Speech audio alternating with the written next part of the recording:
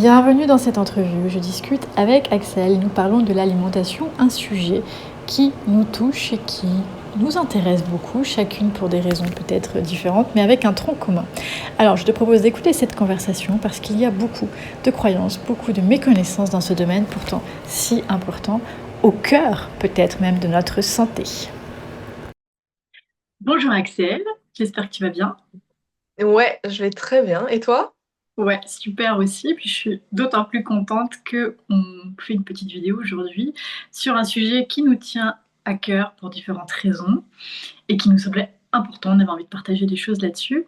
Et c'est donc Exact. l'alimentation. Alimentation. Oui. Et donc, on a toutes les deux préparé des questions. C'est ça. Et je pense que ça peut être intéressant qu'on fasse une phase où toi tu me poses des questions, et puis une phase où moi je te pose des questions. Et puis j'ai une petite question bonus Parfait. Alors, à est-ce que la tu fin. veux que j'ouvre le bal? Je t'en prie, je t'en prie. Alors, en alimentation, on n'est peut-être pas toujours conscient qu'il y a beaucoup de croyances. Donc, est-ce que toi, tu étais consciente qu'il y avait des croyances au niveau de l'alimentation ou c'est quelque chose que tu as découvert au fur et à mesure? Oui, ben peut-être déjà, petite présentation vite fait pour ceux et celles qui ne me connaissent pas.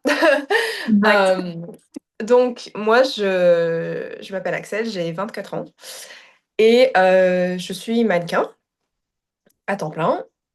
J'ai fait des études de théâtre, cinéma, acting pendant 2 ans. Ça ne me convenait pas, donc j'ai arrêté. Et j'ai toujours été passionnée par la nourriture, par l'alimentation saine. Et là, pour le moment, je suis un cursus d'Ayurveda. Mhm.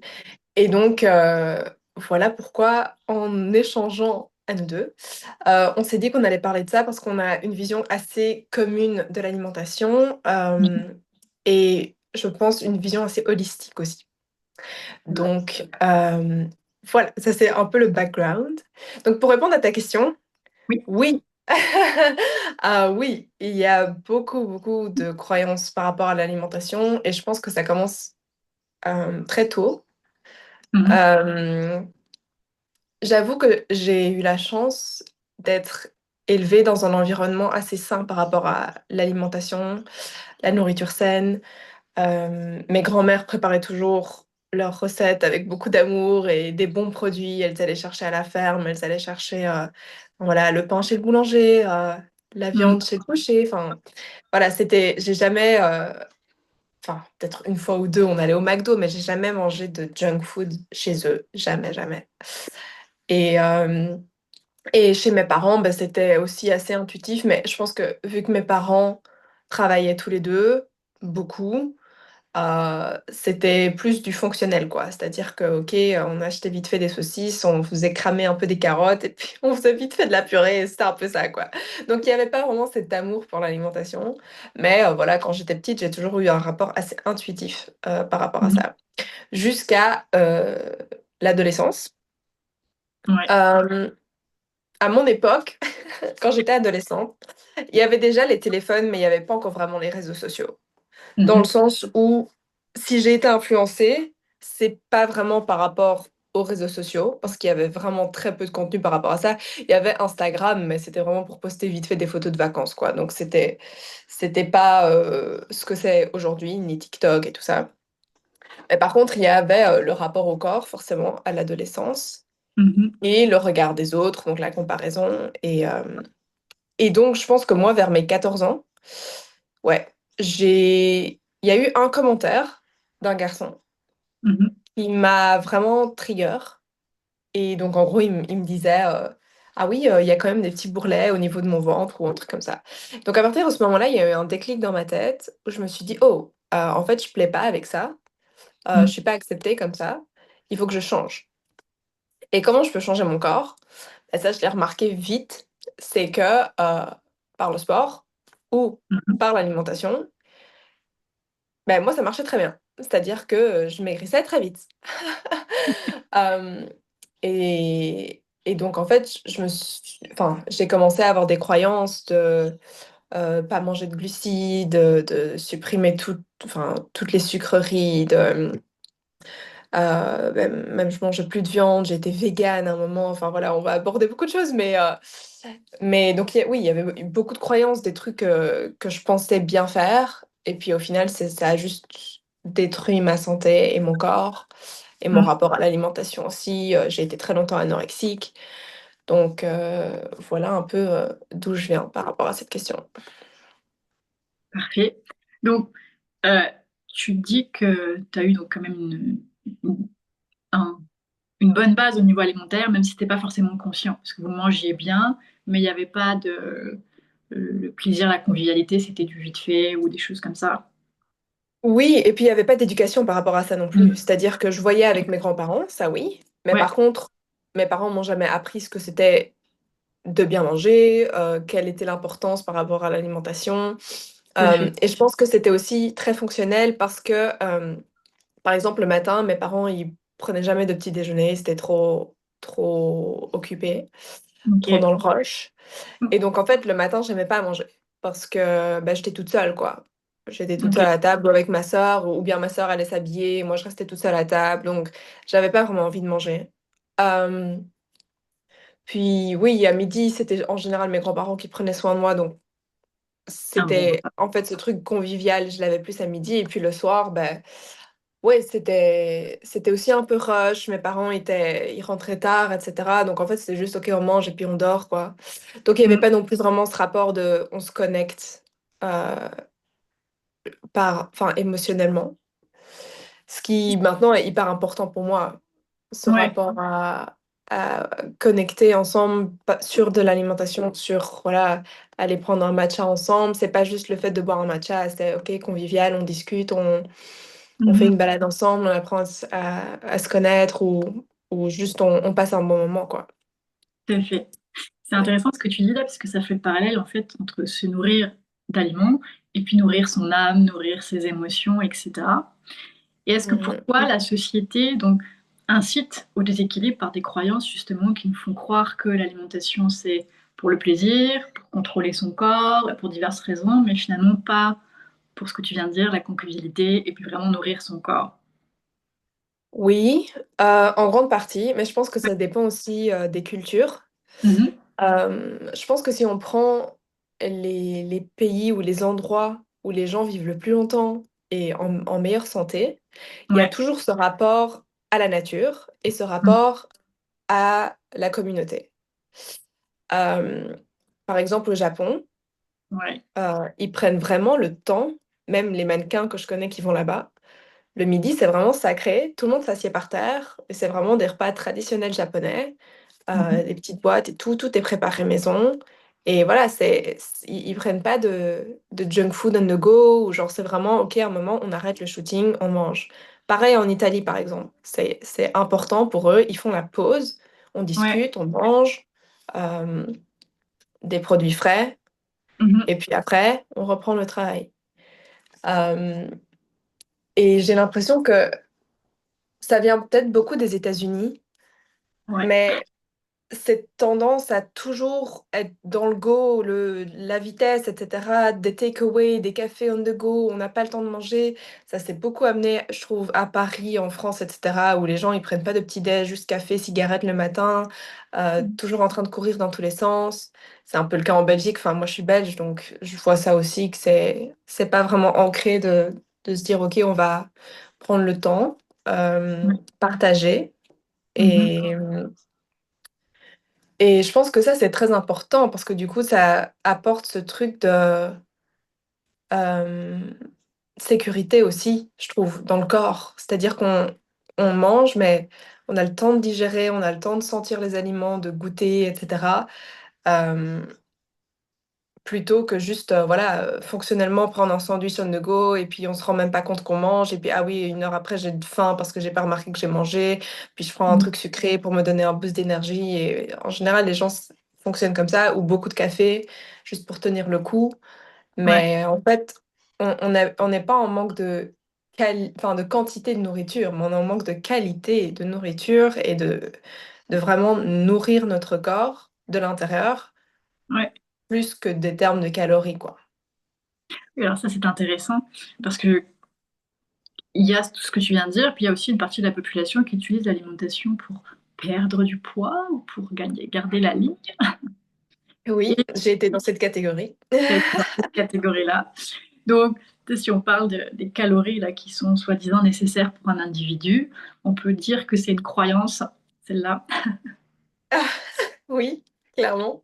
Hein. Mais en fait, c'est clair que, enfin, de mon point de vue, et je Ouais. pense que tu l'avais dit aussi, Mm. je pense que c'est beaucoup trop peu par rapport au rythme Mm. demandé actuellement dans notre corps, par rapport même au cycle féminin, par rapport à... Enfin, là, je parle forcément de mon point de vue féminin, mais je pense que pour les hommes, il y a d'autres problématiques.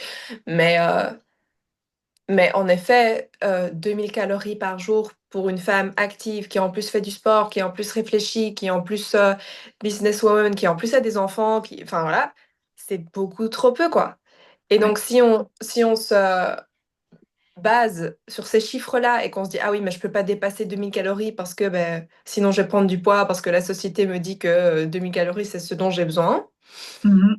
ben, en fait, on est en sous-régime tout le temps. Et donc, ça cause d'autres problèmes de stress dans le corps et Tout à fait. euh, de tension et d'organes qui fonctionnent moins bien, moins bonne élimination et tout ce qui en découle de... Enfin, pour moi, les maladies auto-immunes, le stress, tout ça, c'est aussi lié peut-être à un stress par rapport à l'alimentation ou par rapport à Mm. des attentes peut-être de société qu'on pense devoir atteindre. Mais en fait, c'est parce qu'on est totalement déconnecté de notre corps et de nos besoins. Tout à fait. Ce qui m'amène sur la question suivante. Je crois qu'on est d'accord toutes les deux que l'alimentation devrait être enseignée dès le plus Hmm. jeune âge. Donc, Mhm. est-ce que tu peux nous donner ta vision là-dessus et qu'est-ce que, selon toi, serait intéressant d'inclure dans ces enseignements par rapport à l'alimentation? Hmm. Ben, j'abordais tout à l'heure le rapport à la nature. Je pense que ça, Ouais, c'est hyper important. Que dès le plus jeune âge, les enfants, ils aillent dans les potagers, ils apprennent tous les légumes, ils apprennent les goûts, ils apprennent enfin, tous les goûts différents. Déjà, on ne sait pas combien de goûts on a, tu vois.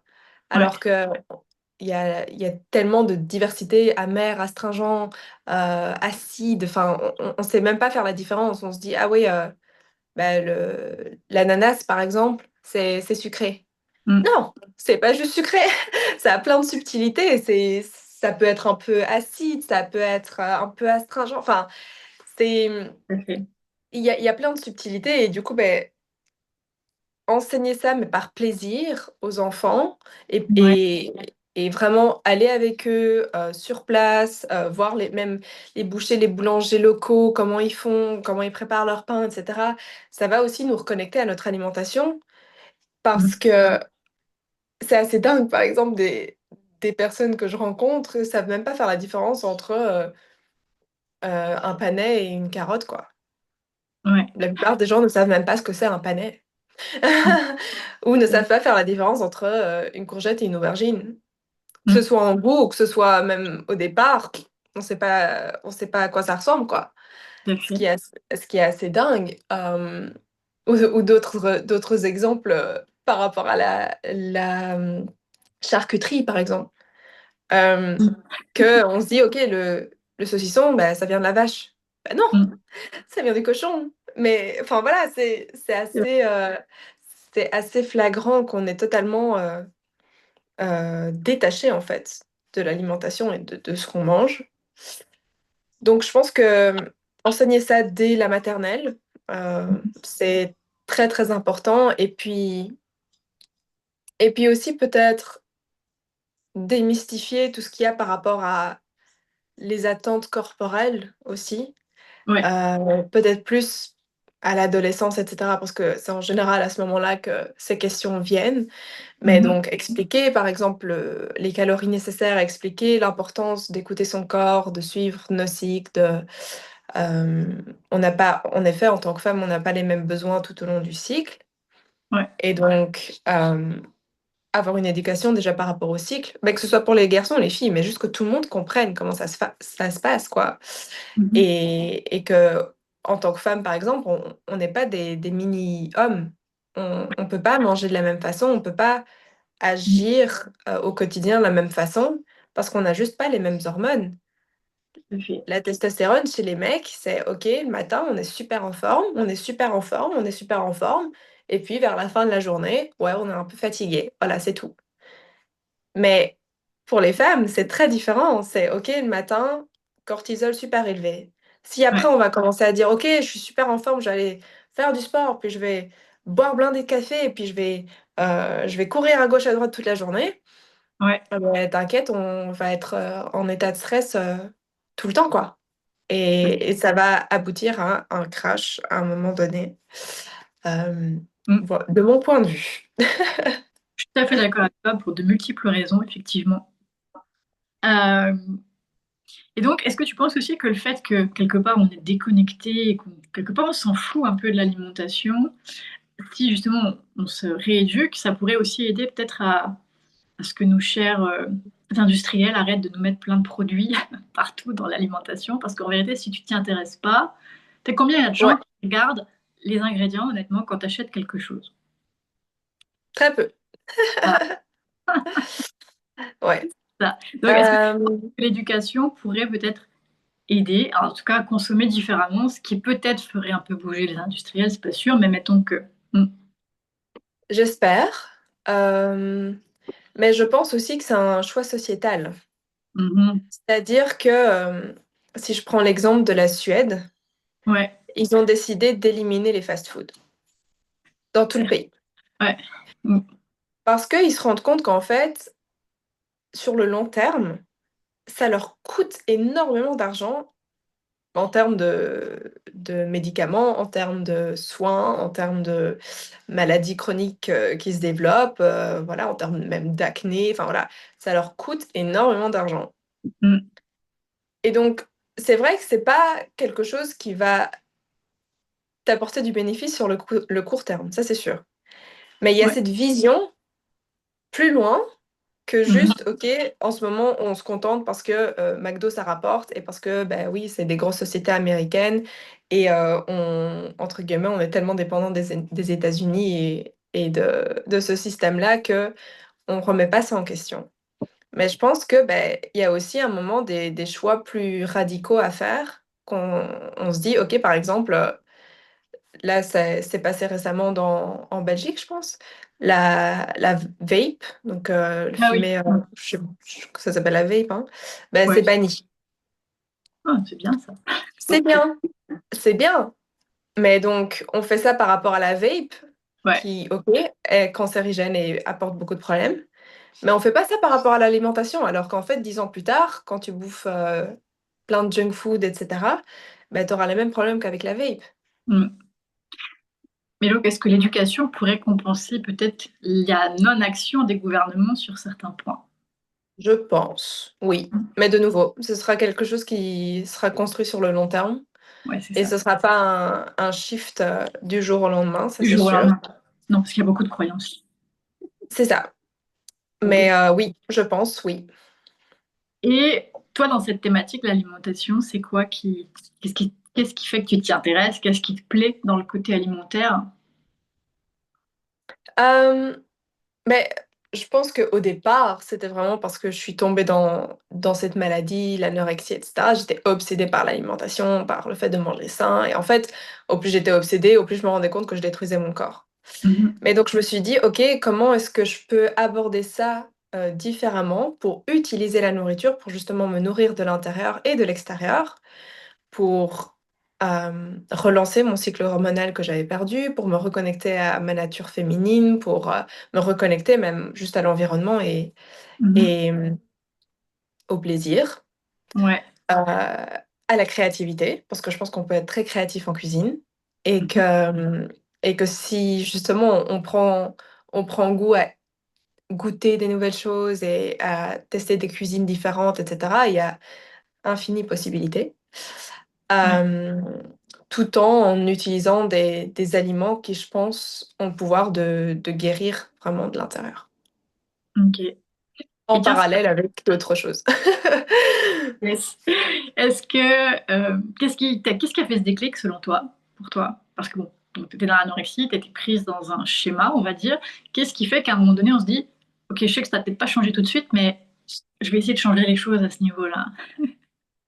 Juste parce que, bah, à un moment, je me suis cognée trop de fois contre le même mur, quoi. Ça fait- Et juste, Ouais. bah, pour le moment, j'ai cette problématique de douleur au genou. Mhm. C'est pour ça qu'on travaille ensemble d'ailleurs. Euh, mais que je pense que le rapport que j'ai à l'alimentation crée aussi beaucoup de tensions dans mon corps Mhm. et crée aussi des manques internes de nutriments et voilà, pour mes propres besoins. Et, et donc je me suis dit, ok, je peux pas, je peux pas faire changer les choses si je change rien à ce niveau-là non plus et si je change pas mon rapport à ça non plus. Donc c'est pas facile parce que j'ai fonctionné comme ça depuis 7 ans, 8 ans. Ouais. Et donc, c'est vraiment un peu plonger dans le vide et se dire, OK, je vais un peu tout remettre en question et je vais me reconnecter à mon intuition, à ce dont j'ai besoin, comment je me sens après avoir mangé telle chose. Mhm. Plutôt que de me dire, j'élimine tout ça, c'est OK, comment je me sens après avoir mangé ça? Qu'est-ce qui me ferait du bien? Qu'est-ce qui me ferait plaisir en ce moment? De quoi j'ai envie? Et je pense que parfois, c'est une question toute bête, mais Mhm. je pense que beaucoup de gens ont du mal à répondre à cette question si tu leur poses la question: «OK, qu'est-ce qui te ferait du bien de manger là, en ce moment?» Plutôt que juste, faire, comme tous les jours, voilà, je vais acheter mon sandwich au Panos, je fais toujours la même chose. De quoi est-ce que j'ai envie? De quoi est-ce que mon corps aurait besoin là? Ouais. Ah, c'est intéressant. C'est Mmh. chouette. C'est chouette. Merci beaucoup pour tes réponses. Ce que je retire de tout ça, c'est que tu es partie d'une non-éducation par rapport à l'alimentation, même s'il y avait des bonnes choses, mais il n'y avait pas vraiment de conscientisation, on va dire. Et que Mmh. quelque part, tes défis dans la vie t'ont amené à porter un regard nouveau et puis à défaire tranquillement des croyances, Mmh. te reconnecter à toi, on pourrait le dire comme ça. Oui, Hein. tout à fait. Ouais. Bah, merci beaucoup pour ce partage qui, je pense, peut être très inspirant pour beaucoup. Bah, j'espère et c'est aussi enfin, je voulais aussi ajouter, c'est jamais quelque chose qui est fixé non plus. Tout à fait. Je pense que le rapport et nos découvertes par rapport à l'alimentation et cetera, je pense que ça change aussi par rapport à nos phases de vie, par rapport à, hem, oui, vraiment l'écoute de son corps. En fait, si on est à l'écoute de soi, Mhm. bah, il y a moyen que oui, ça change avec le temps. Qu'on se Ouais, dise: «OK, pour le moment, c'est ça qui fonctionne pour moi» et je reste ouverte à la possibilité que ça change. ouais, ça c'est très vrai. Je valide totalement. Mmh. Et justement, on pouvait aussi parler de ça, mais je vais, aller à mes questions et puis on va naturellement parler de tout ça. Tac. Donc, ma première question pour toi, Oui, c'est avec le recul, ouais, qu'est-ce qui t'a le plus aidé dans la guérison de tes propres troubles alimentaires? oui. Donc alors, juste pour positionner que oui, j'ai eu des troubles alimentaires type plus anorexie, donc privation, effectivement, pour le désir de contrôler mon corps, moi aussi pour une problématique à l'adolescence. Donc Mmh. voilà, je confirme qu'il y a beaucoup de choses là-dessus. Et l'alimentation était devenue pour moi un moyen de contrôler mon corps. Donc c'était plus une nutrition, mais c'était vraiment un contrôle. Euh, mais, j'avais quand même une bonne base alimentaire, un peu comme toi, les mamies qui ont cuisiné, les fruits et légumes du jardin. Mais nous, on prenait quand même, on prenait le temps. On habitait à la campagne, on n'était pas dans une grande ville non plus. Donc, Mmh. c'est différent. Tu sais, je le conçois que selon que tu es en ville ou à la campagne, c'est pas le même genre de vie. Donc, j'ai eu la chance quand même d'avoir goûté les plaisirs de la table et la convivialité, etc. Mais pris dans mes troubles, c'était plus du tout ça. Donc, je pense que quand même, ce qui m'a aidé, c'est que malgré la privation, c'était quand même de manger des aliments. Tu sais, je bouffais pas du McDonald's, justement, tous les jours. Enfin, presque jamais, en tout Mmh. cas. Euh, je mangeais des vrais aliments, tu sais, une bonne salade avec des pâtes, avec... Enfin bref, je mangeais quand même quand je mangeais du poulet, enfin bref. Mais ce qui m'a aidé à me débarrasser vraiment des troubles, c'est d'aller mieux dans mon cœur, on va dire, dans ma vie, Mmh. euh, de me reconnecter avec moi, effectivement, et puis d'être peut-être plus sereine, moins stressée, et puis moins dans... plus en confiance, donc mon apparence corporelle devenait quelque part moins une problématique. Donc j'avais moins besoin de contrôler. Tu sais, c'est un petit peu un tout qui a été mis en place. Mmh. C'est sûr, c'est des années. Hein. Moi, je me suis sortie de l'anorexie, quand je dis sans rien, parce que je ne suis pas allée consulter personne, entre guillemets. Donc j'ai fait mon cheminement à moi, mais ça a pris quand même plusieurs années, hein, parce que c'est pas du jour au lendemain. Il y a eu des phases où j'avais encore des mini crushs de temps en temps parce que trop de privation. De temps en temps, le réflexe de me priver, mais je peux dire qu'au jour d'aujourd'hui, il n'y a plus rien. L'alimentation, c'est Mmh. plus du tout un moyen de contrôle de mon corps. Voilà. Est-ce que ça répond à ta question? Oui, Ouais, totalement. parfait. Ben justement, pour, rebondir là-dessus, De ton point de vue, quelle est l'alimentation idéale alors? Haha, question très intéressante. Mhm. Euh, je dirais que c'est assez individuel, même s'il y a quelques thématiques générales dont tu as parlé un petit peu. Puis je citerai peut-être la phrase que l'équilibre en tout, c'est ça qui fait un petit peu la règle d'or. C'est-à-dire que oui, on peut avoir envie de faire un repas festif et de manger beaucoup. Naturellement, le corps, il est bien fait le lendemain, il va te donner envie d'autre chose que remanger la même chose et en grande quantité. C'est logique, il y a eu Mhm. beaucoup, il a besoin de moins après. C'est tout à fait naturel. Donc, il y a quand même une notion que l'équilibre. Je dirais la règle, c'est d'essayer de manger équilibré, mais pour des gens pour qui c'est pas évident de manger équilibré. Mhm. Euh, Moi, j'ai quand même tendance à dire que le corps a besoin de tout, donc c'est sûr que si tu privilégies que des légumes, à un moment donné, il y a une problématique. Tu sais, si tu privilégies que de la viande, à un moment donné, il y a une problématique aussi. Idéalement, c'est quand même de pouvoir mélanger un peu tout. Après, si quelqu'un n'aime pas la viande, ben, il n'aime pas la viande, on ne va pas le forcer non plus, tu vois. Parce Mhm. que ma deuxième règle d'or, c'est le plaisir. S'il y a une contrainte, Mhm. ça efface tous les effets positifs. Genre, je crois que tu me parlais un jour d'un truc que tu n'aimais pas, la betterave, si je me trompe bien. Pas. Totalement la betterave. Bon, la betterave, pleine de bonnes choses qu'on louange, Ouais. etc., etc. Si je te force à manger de la betterave, ça va tellement pas aller du tout que les effets éventuellement positifs, nada, zéro, il n'y en a pas. On Ouais, oublie. je suis totalement d'accord. Ouais. Voilà, donc pouvoir quand même être souple et rester dans le plaisir. Bon, c'est sûr que si manger du McDo, c'est le seul plaisir, il va falloir se poser une question de l'alimentation, c'est quoi pour nous? Parce qu'il y a une problématique si ton seul plaisir, c'est de manger du McDonald's tout le temps. Oui. C'est- Et je pense que alors ça montre un dérèglement du corps déjà au départ, qu'il y a voilà. d'autres problématiques en dessous, Et euh, qu'en fait on n'est pas connecté à soi parce que naturellement notre corps ne va pas nous demander de la junk food. non. Mais ce que ça va indiquer, ça me fait penser à ça, c'est que la junk food, là, ce qu'elle a, c'est qu'elle est grasse, et il y a de la viande quand même, etc. Le corps a besoin de gras, il a besoin de sel, et c'est ça qu'il demande. Donc après, si on peut lui fournir, en comprenant qu'il a besoin de ça avec des bons aliments, ça va donner le même effet, et ça va permettre Mm. de satisfaire le corps, parce que peut-être que s'il demande ça, c'est que son niveau de stress, comme tu dis, est vraiment très très haut, et donc il consomme du gras et du sel et tout ça pour nourrir les surrénales et tous les autres systèmes. Donc on peut Mm. toujours aller chercher quelque chose de bon dans un truc négatif, en sachant qu'à un moment donné, il va falloir peut-être bifurquer un peu. Mais pour répondre à ta Mm. question, peut-être l'alimentation, ben, comme je dis, il n'y a pas on a le droit d'essayer plein de choses, mais ce que j'ai quand même constaté, c'est que tout ce qui est régime crétois, méditerranéen, comme tu parlais un peu tout à l'heure, qui allie la convivialité et le mélange des ingrédients, des épices, de Mm. viande, de poisson, etc., ont quand même fait leurs preuves, médicalement parlant, sur une longévité, et surtout sur le système cardiovasculaire et sur la santé des muscles et l'esprit, etc. Mm. Mm. Bah, justement, en parlant de régime, Oui, est-ce que pour toi, il y a des régimes ou des pratiques alimentaires que tu qualifierais de dangereuses? oui. Bon, déjà, alors basiquement, parce qu'on en a parlé un peu tout à l'heure, faire croire que l'alimentation est un moyen de contrôler le corps et le poids, ça c'est déjà une grossière erreur, même si, comme tu l'as mentionné, ça fonctionne pour certaines personnes dans une certaine mesure et ça fait à croire que effectivement l'alimentation permet de contrôler le poids. C'est pas du tout ça. Il y a des raisons pour lesquelles ça marche, mais il y a beaucoup de raisons pour lesquelles ça ne marche pas. Donc déjà, cette pensée-là, pour moi, elle est dangereuse. Ce qui va avec l'idée des calories dont on a parlé tout à l'heure, qui est hyper dangereux. Et puis arrive derrière tout ce qui est... Alors maintenant, il y a beaucoup de choses, parce que pareil, moi, à mon époque, il n'y avait pas ça, mais végétarien, vegan, végétalien, etc., etc., qui par définition excluent une catégorie d'aliments de manière très stricte dans certains cas. Ça, c'est dangereux. Euh, Ça convient pas à tout le monde déjà, faut le savoir. Moi, par exemple, si je bouffe que des légumes, pas de viande, même si je compense avec les protéines, machin, alimentaires, végétales, etc., je deviens bipolaire. En rigolant, je dis ça, mais ça va pas du tout au niveau du système nerveux et je suis très irritable. Je l'ai constaté plein de fois. Donc, Mm. non. Et puis j'avais une amie qui, Pareil pour moi d'ailleurs. toi aussi, ah, Ouais, totalement. J'ai aussi une phase végane, végétarienne.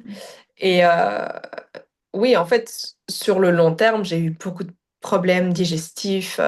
J'avais des problèmes de mémoire, j'avais des tremblements, j'avais plein de symptômes nerveux, en fait. ouais. Et donc, ça montrait clairement que j'étais en manque de En manque, nutriments. c'est clair. C'est intéressant ce que tu dis parce que ça me fait penser que dans ce genre d'alimentation, il manque le bon gras. Tu sais, le bon gras, oui, peut-être du gras dans l'avocat, etc. Mais il y a aussi du bon gras dans certains poissons, dans certains, tu sais, les sardines, les oméga 3, etc., oméga 6 et tout ça. Enfin, tu sais, il manque des choses. Ne veut pas que le cerveau a besoin, notamment. Mhm. Euh, et alors encore plus dangereux. Oui, encore plus dangereux parce que plus drastique, c'est tout ce qui est keto, le soi-disant régime keto qui est vraiment parfait. Ça, c'est une catastrophe. J'ai une amie qui ça a été, elle s'est retrouvée avec des allergies, des problèmes de comportement, des problèmes intérieurs assez compliqués. Enfin, ça fonctionne pas. Keto, donc keto pour ceux qui savent pas, c'est que ça exclut pas mal de choses. Ça ne laisse que de la viande à peu près et quelques légumes. La viande et des gras, en fait, hein. Ouais, voilà, c'est ça, c'est de la viande et du gras. Donc tu manges de l'avocat Ouais, et du bœuf, en gros, mettons. c'est ça. Et Donc, du beurre, ouais, c'est vraiment ça, ouais. en fait, tu as une overdose de gras pour le cerveau, ça devient un petit peu Ouais. compliqué, il n'y a pas de fibres pour faire circuler tout ça. Enfin bref, c'est des carences sur carences qui vont être très très problématiques. Mais je pense que Ok, c'est bah, d'accord.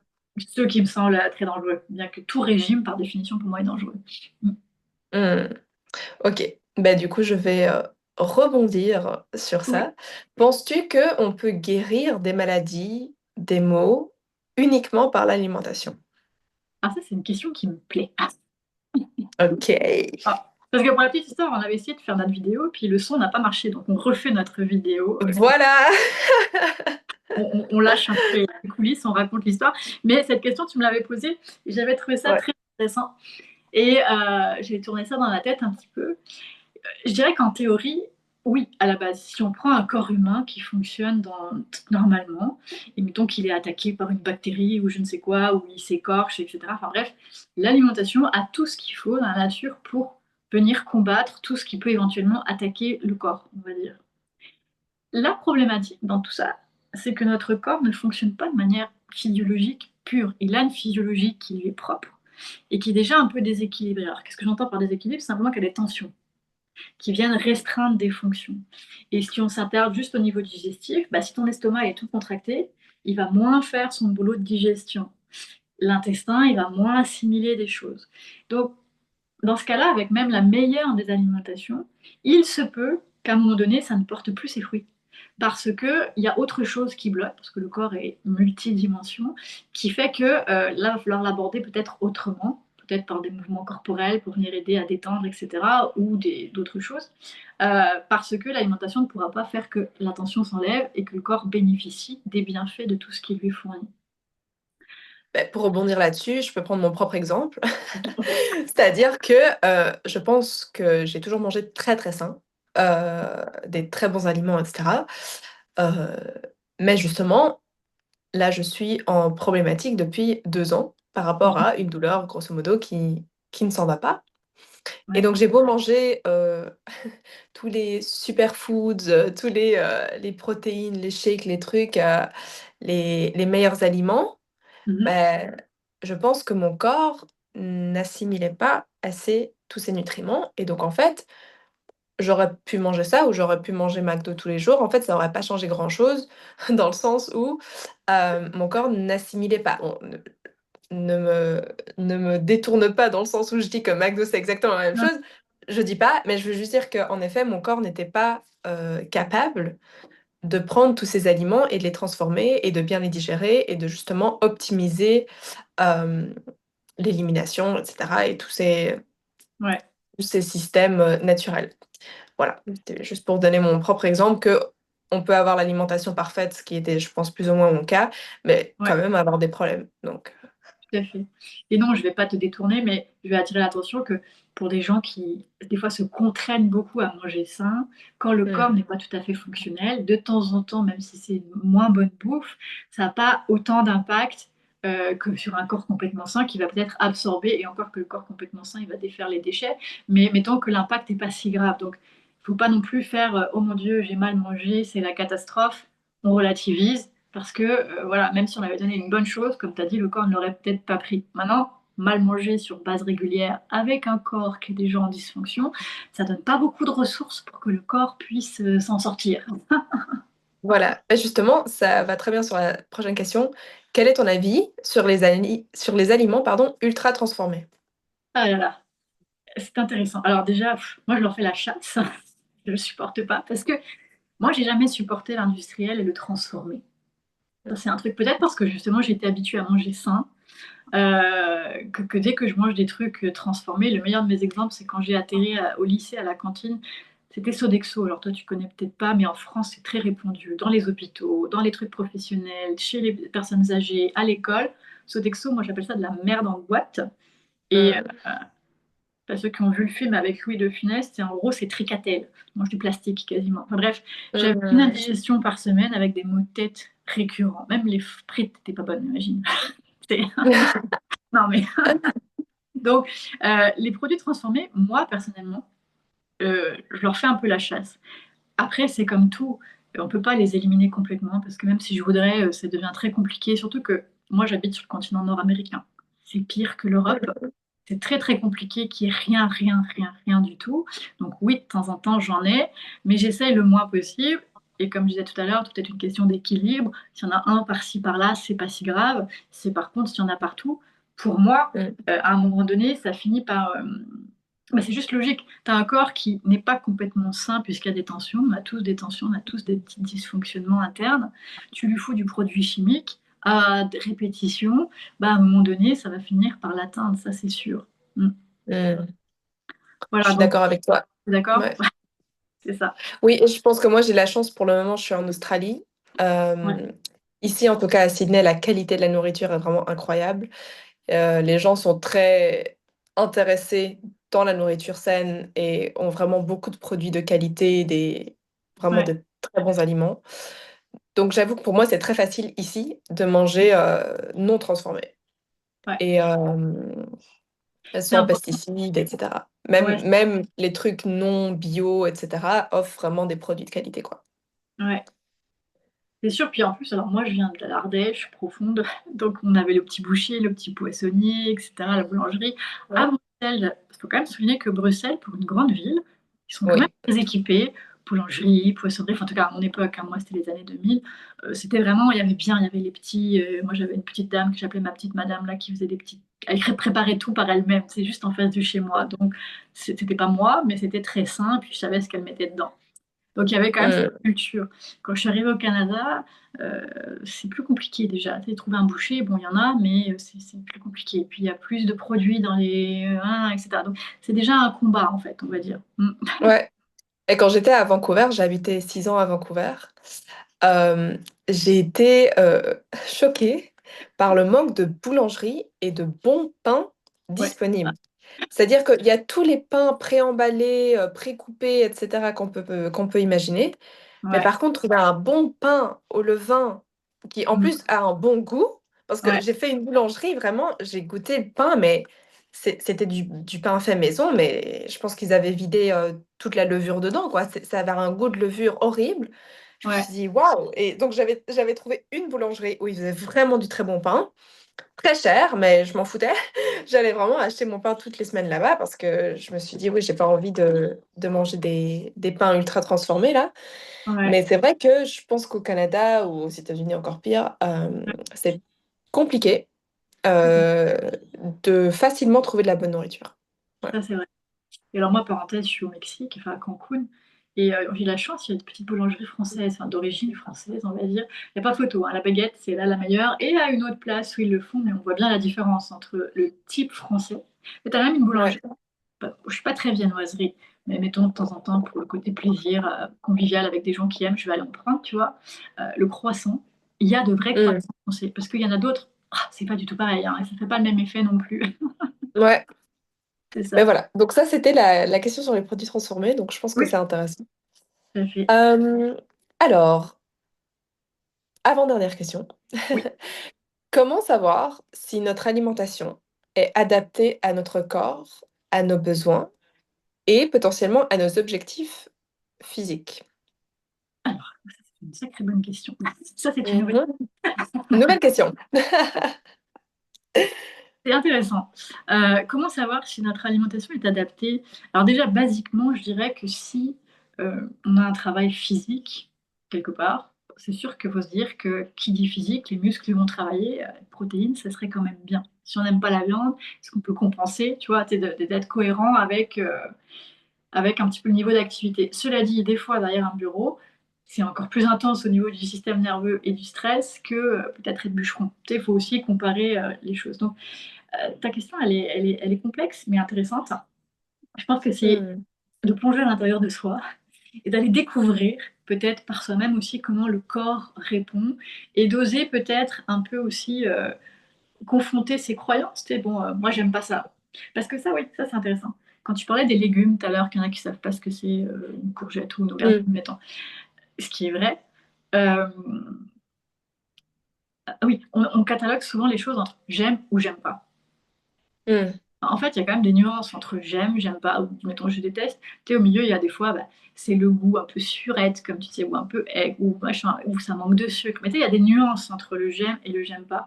Et je pense que des fois, ça peut être intéressant, ou même les aliments qu'on pense ne pas aimer, que peut-être des fois de les regoûter. On a le droit de pas aimer encore, mais tu sais, quand t'es enfant, il y a des choses que t'aimes pas du tout, puis à l'âge adulte, finalement, Hmm. quand tu oses goûter, parce que tu dis, ah, tiens, Hmm. je vais peut-être tester, ou je suis dans une truc de famille, on va essayer de faire un effort. Ah bah tiens, finalement, j'aime bien. Toi, moi, l'avocat, enfant, je détestais ça. Pareil, pareil. Je Ah, détestais quand j'étais petite. Et maintenant, non, j'adore. j'adore. Voilà.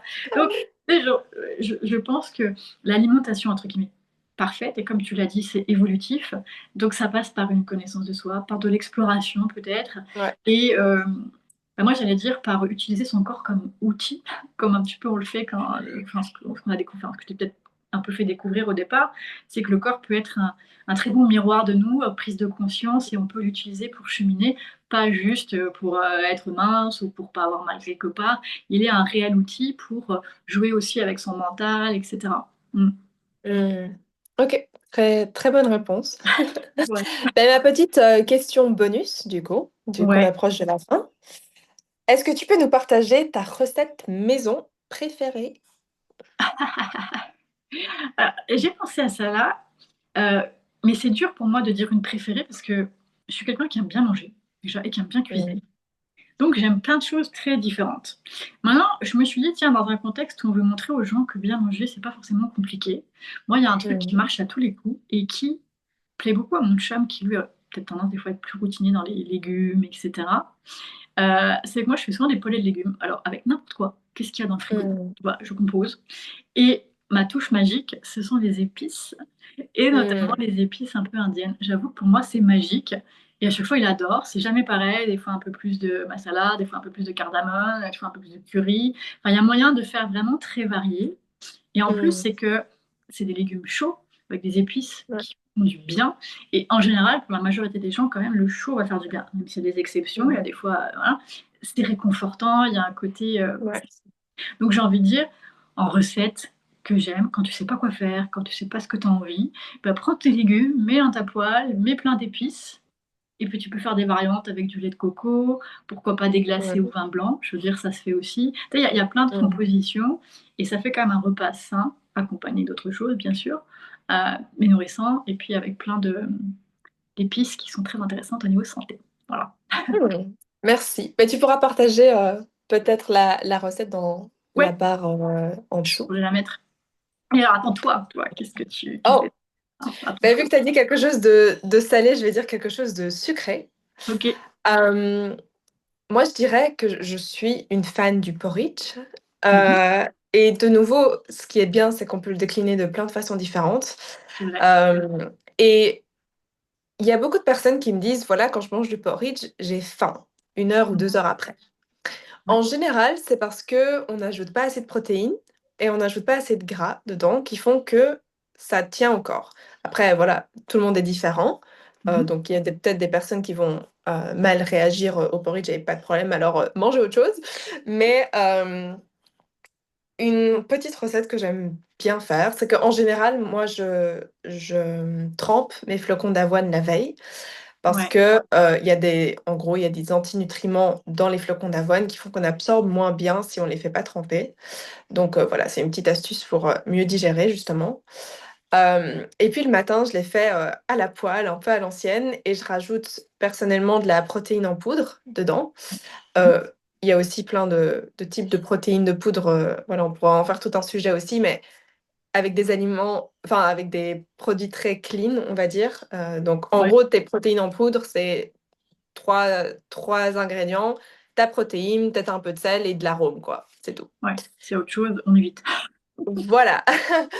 Donc je rajoute ça, puis je peux mettre du cacao en poudre, des fruits. En général, j'aime bien les faire cuits aussi parce que de nouveau, c'est par rapport à mon profil à moi, Ouais. je vais mieux digérer. Mhm. Donc par exemple, ici maintenant c'est l'automne, ici en Australie, donc des pommes cuites avec un peu de sirop d'érable, de la cannelle, un peu de gingembre, voilà, donc un peu de sel d'Himalaya dessus. Et puis, je peux rajouter par exemple du beurre d'amande par-dessus Ah oui. pour les gras, Ouais, des graines de chia. Et voilà, j'ai un bon petit déjeuner, bien chaud, bien réconfortant, un peu sucré et ouais, avec des épices aussi qui réchauffent. qui réchauffe, Donc, ouais. donc voilà, ça c'est ma petite recette. Miam, miam, miam. Oui, Et ça aussi, on pourra en parler, je pense, dans une autre vidéo. Les beurres maison. Moi, je les fais maison. Autant le beurre que beurre d'amande, beurre de noix, etc. Il y a plein de variantes. exact. Mais je pense que la nourriture, c'est un sujet tellement vaste qu'il Ouais, y a beaucoup de choses à dire, il y a beaucoup de choses à déconstruire. Et c'est je pense que ça, c'est la partie 1, mais il y aura sûrement une partie 2. oui, oui, oui. Voilà. Mais Voilà. c'était très agréable de discuter de ça avec toi. J'espère que les personnes qui nous regardent auront peut-être plus de sérénité par rapport à leur alimentation et que justement ça puisse amener à des réflexions personnelles par rapport à leurs pratiques. Ouais. Et n'hésitez pas d'ailleurs à laisser des commentaires Oui, on aime ça. pour nous préciser ce que ça vous a apporté, si vous avez des questions, des réflexions à nous partager. Je pense que Ingrid est toujours très, très euh, à l'écoute et répond de façon très complète aux questions. Euh, Merci. et moi, mon Instagram, je peux l'indiquer aussi, c'est Oui. axel.lesuisse.